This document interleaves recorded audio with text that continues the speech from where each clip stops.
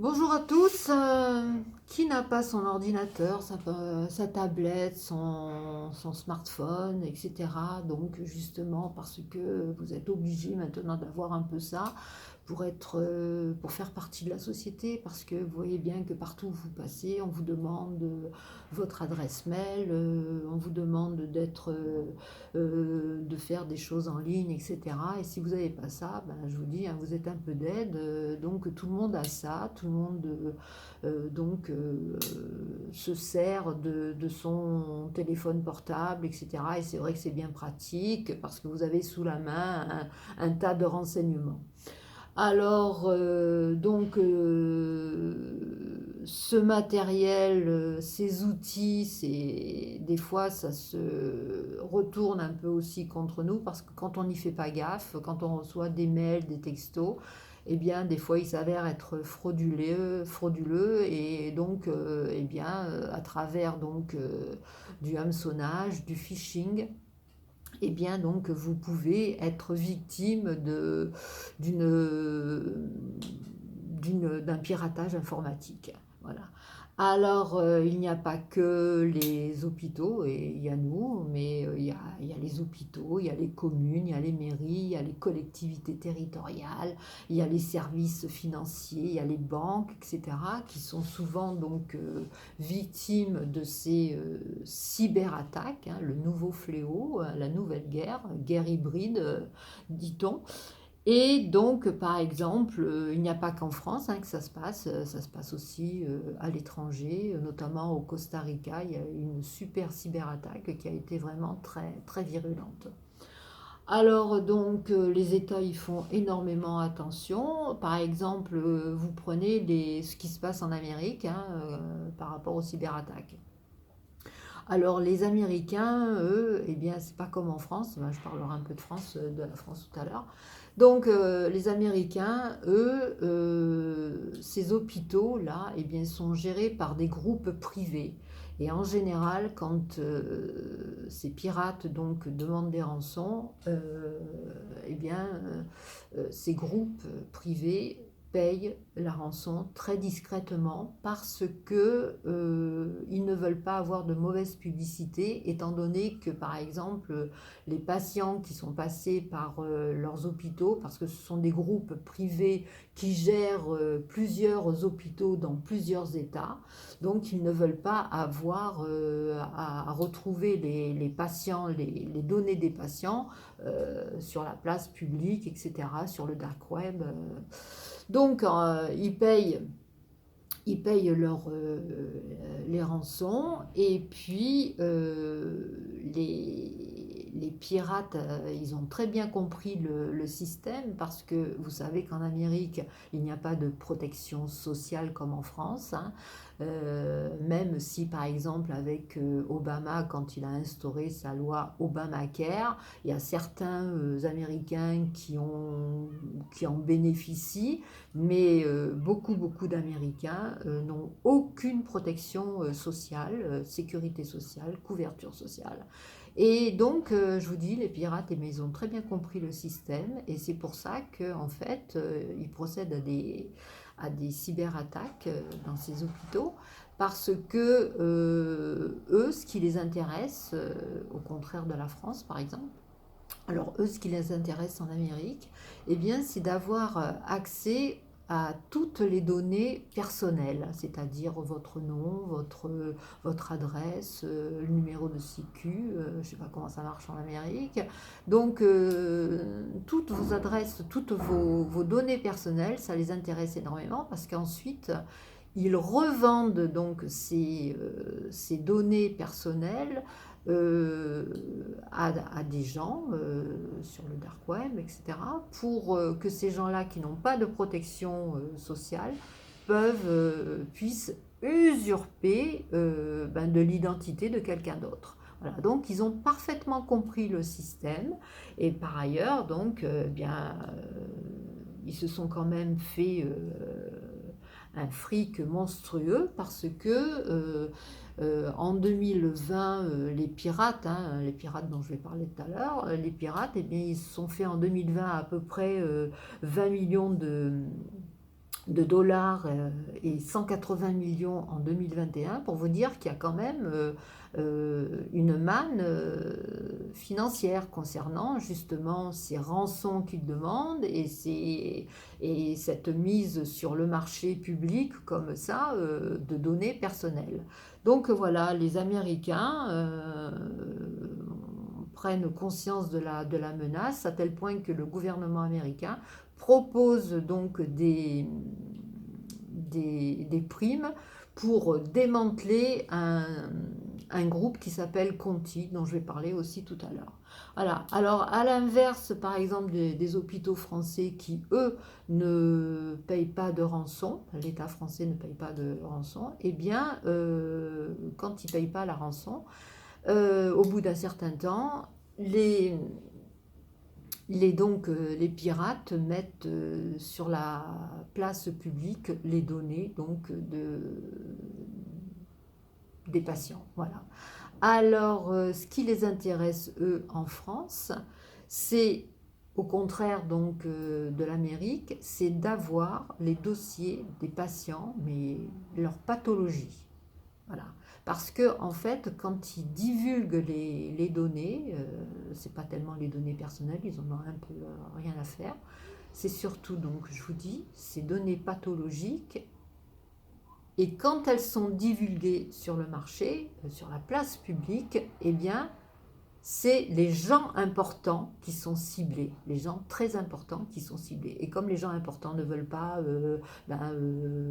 que tout le monde sache de quelle maladie ils relèvent et compagnie, eh bien à ce moment-là, à travers donc des virements bancaires, ils mettent en place tout ça pour faire taire la personne qui a été donc bien, qui a été voilà, cyberattaqué, on va dire. Alors, donc c'est ce qui les intéresse, ok. Alors maintenant, comment ils procèdent? Ben, ils procèdent par phishing, par hameçonnage. Ils procèdent aussi par clé USB. Dans les hôpitaux, par exemple, il y a beaucoup de clés USB, par exemple, qui ont été mises et qui ont été à l'origine des virus qui ont infecté énormément donc les ordinateurs. Alors comme ce sont des génies donc de l'informatique, ce sont des Mozart de l'informatique, et bien donc je vous dis, ils arrivent à passer les murs, les failles de la sécurité informatique, ouais, de la cybersécurité. Et en fait, ils entrent comme ça. Alors, ils divulguent, enfin là, ils latéralisent dans les ordinateurs un virus. Ils attendent un peu, ils laissent agir le virus. Et puis, au bout d'un certain moment, ben, le virus, il fait son effet, c'est-à-dire qu'il bloque, les ordinateurs sont bloqués les uns après les autres.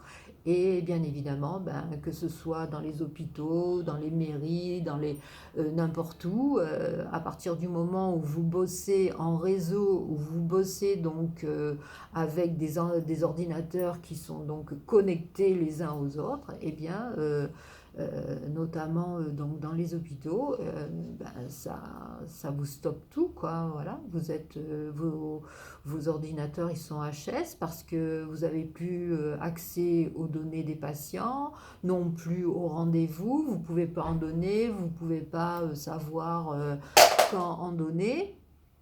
Et puis, bah, ça bloque les relèves des infirmiers quand ils font la relève des différents donc, dossiers des patients.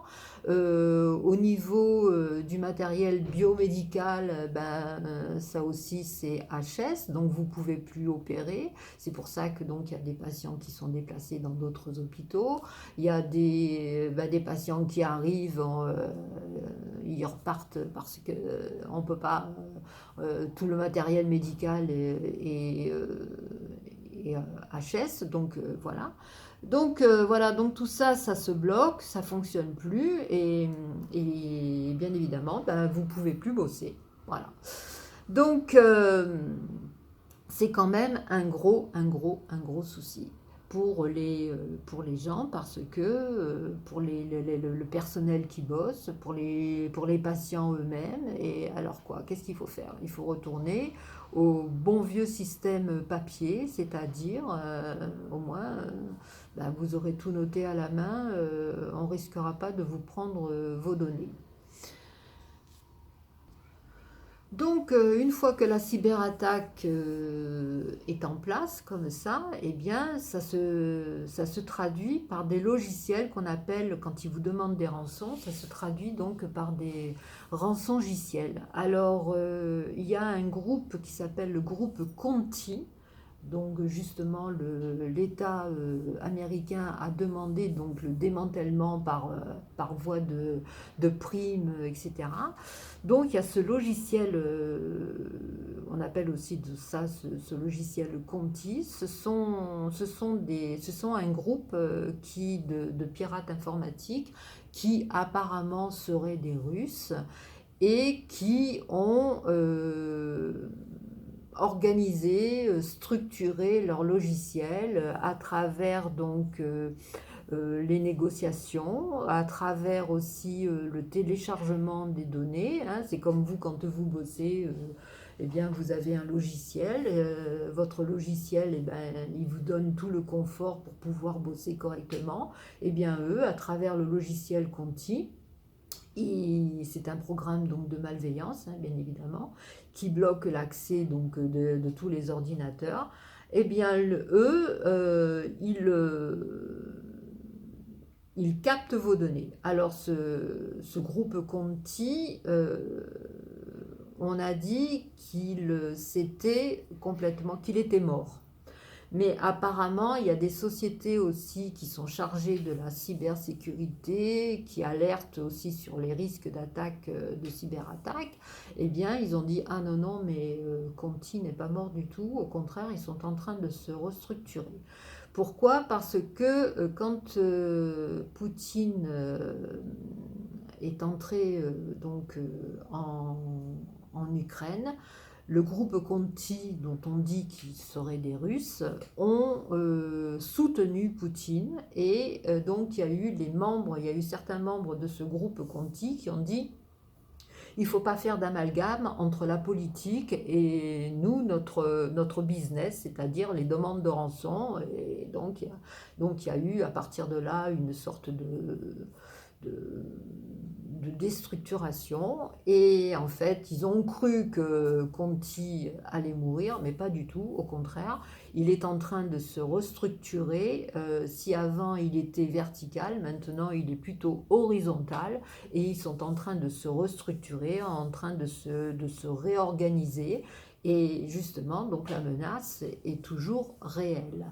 Alors après, il n'y a pas que les Russes hein, qui pourraient être donc des pirates informatiques, il y a les Chinois, il y a eu même des Anglais, des Américains qui se sont très très très bien illustrés dans l'histoire de la piraterie informatique. Voilà.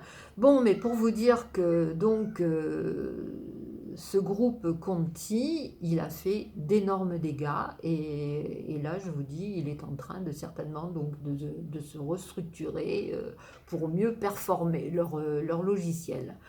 Alors, je vous disais tout à l'heure qu'il y avait donc des sociétés qui s'occupent de la cybersécurité, comme vous avez par exemple Zataz, vous avez Adventel, qui alertent donc sur les risques de la cybercriminalité, mais aussi ils étudient donc tout ce qui a fait l'organisation donc de ces logiciels. Ils étudient leur comportement, leur organisation, leur façon de penser, leur logistique, etc. Et c'est là où ils étaient en train de dire que le groupe s'était dispersé, mais ils sont convenus quand même de dire qu'ils constatent justement que, eh bien, ils sont en train de se reformer sous une autre forme. Alors, la cybersécurité s'organise aussi, elle, à son tour, à travers, par exemple, la mise à jour de sécurité, à travers aussi les sauvegardes, c'est-à-dire qu'ils testent les sauvegardes, ils font des simulations de cyberattaques, voilà, pour les sauvegardes. Ils font aussi, ils sont en train de penser à faire des copies, donc des données qui sont enregistrées. Il limite aussi l'accès aux données du système informatique. Tout ça, c'est pour mieux combattre ces logiciels malveillants.